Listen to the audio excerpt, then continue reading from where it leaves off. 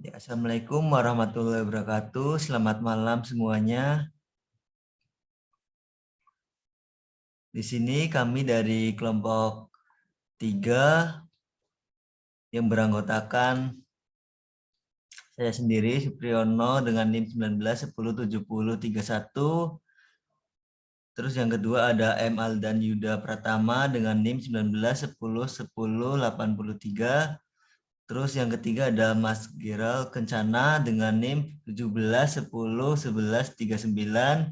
Di sini kami akan mempresentasikan laporan tugas besar mata kuliah Fisik Komputer semester ganjil 2022-2023 kelas S1 TT07B.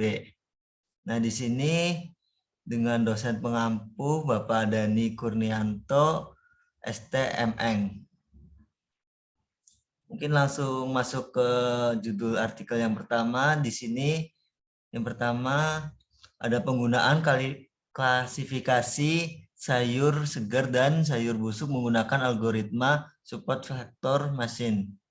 Nah, di sini ada masalah dan tujuan yang mengapa judul tersebut diambil. Nah, makanan terutama sayuran sendiri itu mudah mengalami pembusukan. Nah, untuk memperoleh manfaat dari sayuran sendiri itu masyarakat harus mengonsumsi sayuran yang segar dan belum busuk. Nah, untuk metode penelitiannya sendiri itu di sini menggunakan metode support vector machine. Nah, metode ini sendiri merupakan metode klasifikasi yang dilakukan dengan mengembangkan metode decision tree berdasarkan pemilihan atribut acak pada setiap node untuk menentukan klasifikasi. Pada proses klasifikasinya didasarkan pada suara terbanyak dari pohon keputusan yang dikembalikan.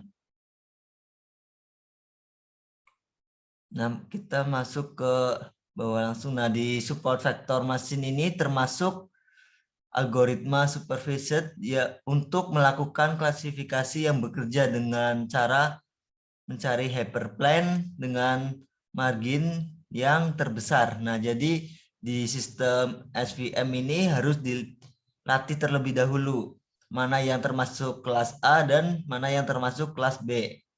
Nah, selanjutnya kita masuk ke langkah-langkah dalam proses penelitian.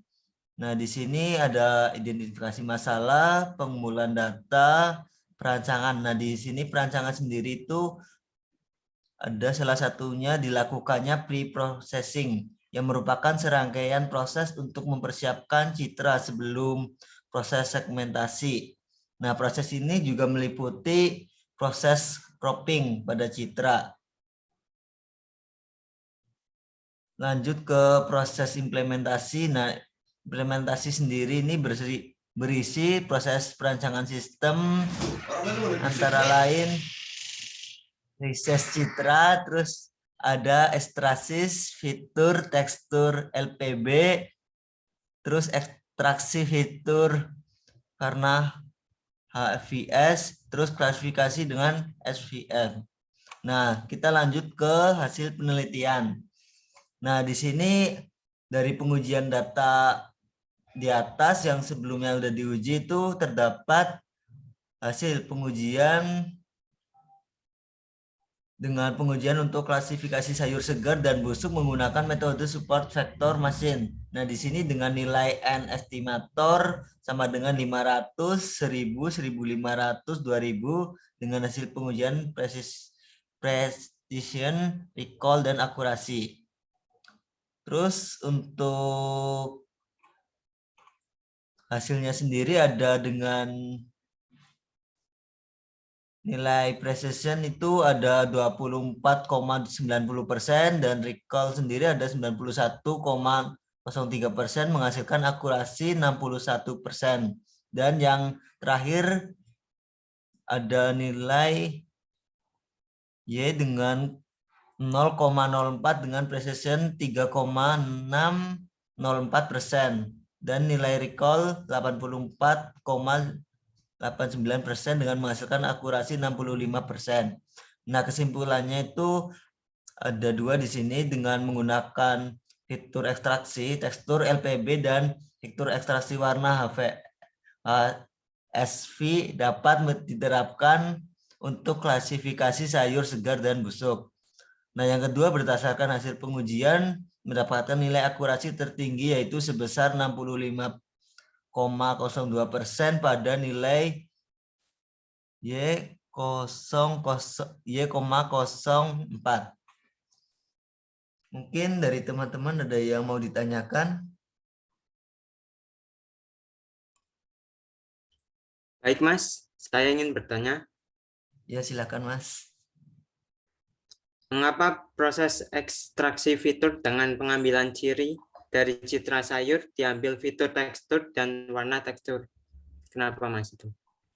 Oh ya, untuk pengambilan fitur sendiri di sini yang diambil kan ada fitur tekstur dan fitur warna. Nah, kenapa diambil fitur tekstur dan warna? Karena fitur tekstur dan warna itu dapat digunakan mempermudah dalam pengolahan citra dikarenakan tekstur dan warna setiap sayuran dalam setiap masa dari awal tumbuh sampai masa pembusukan itu dapat terlihat berbeda sehingga dapat mempermudah proses citra dalam menentukan hasil yang lebih tepat.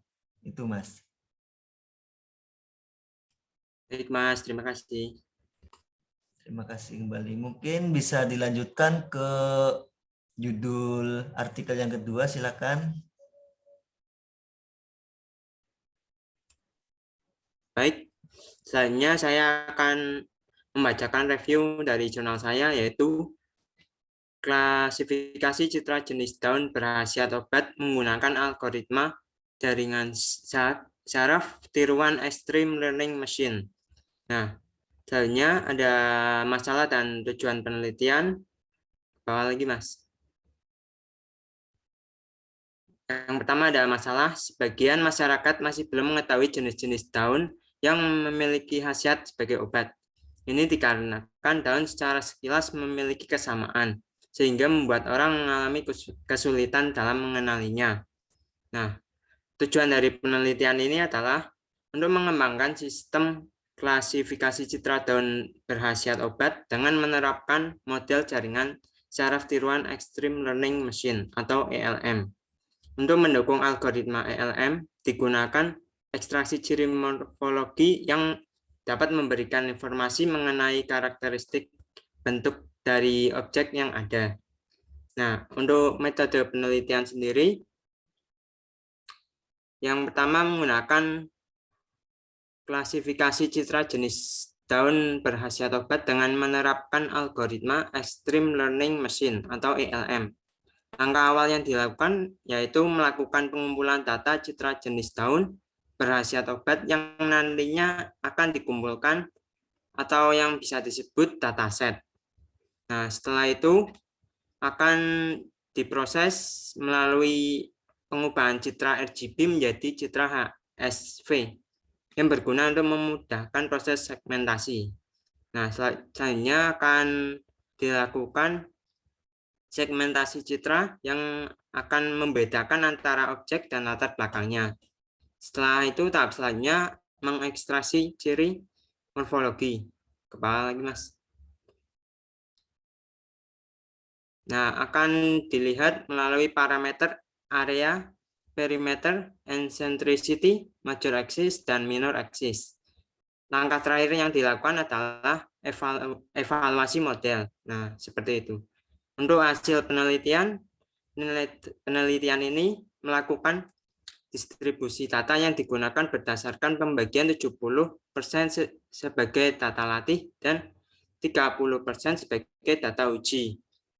Total citra yang dikumpulkan adalah sejumlah 250 citra dan pembagian distribusi data pelatihan dan data pengujian yang telah ditentukan berjumlah 125 citra dan data pengujian berjumlah 75 citra. Selanjutnya didapatkan hasil nilai precision sebesar 0,067 atau 90 69,67%, lalu recall sebesar 89,47%, dan akurasi 90%. Dan nilai tersebut dapat dikategorikan dalam beberapa kategori, yaitu kategori baik jika mendapatkan nilai 76 sampai dengan 100, kategori cukup sampai dengan nilai 56 sampai 5%, kategori kurang baik 40 sampai dengan 55%. Dengan demikian, hasil akurasi dari model Extreme Learning Machine yang digunakan untuk klasifikasi jenis daun berkhasiat obat termasuk ke dalam kategori baik. Nah, selanjutnya ada kesimpulannya. Pada penelitian ini dapat disimpulkan yaitu daun berkhasiat obat dapat dibedakan berdasarkan bentuknya, sehingga ekstraksi ciri yang digunakan untuk menggunakan ciri morfologi. Pada tahap klasifikasi algoritma Extreme Learning Machine dapat menentukan bobot input neuron dan hidden layer secara random. Berdasarkan hasil uji, dapat dilihat nilai precision sebesar 90 sampai 67%, nilai recall sebesar 89,47% dan akurasi sebesar 90%. Sehingga model Extreme Learning Machine yang dibangun untuk klasifikasi citra jenis daun berkhasiat obat termasuk ke dalam kategori baik. Baik, untuk apakah ada yang bisa ditanyakan? Saya mau menanyakan, Mas. Ya, Mas, silakan. Mengapa harus menggunakan operasi morfologi pada segmentasi citra? Untuk mengapa harus menggunakan morfologi? Karena operasi morfologi tersebut digunakan untuk memperbaiki hasil dari segmentasi citra agar objek yang disegmentasi dapat terlihat dengan jelas. Gitu, Mas.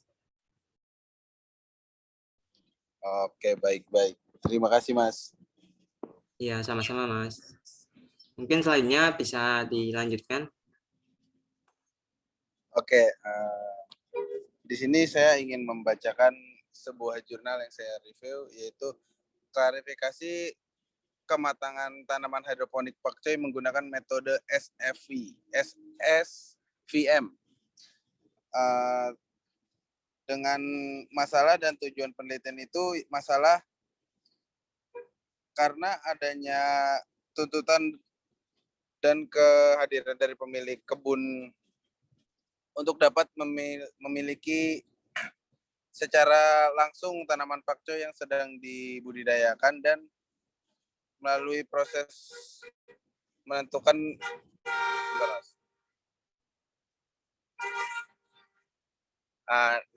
oke, saya lanjut. Membedakan dalam proses menentukan parameter ukuran tanaman dan lamanya masa tanam dalam upaya untuk meningkatkan efektivitas dari budidaya tanaman pakcoy.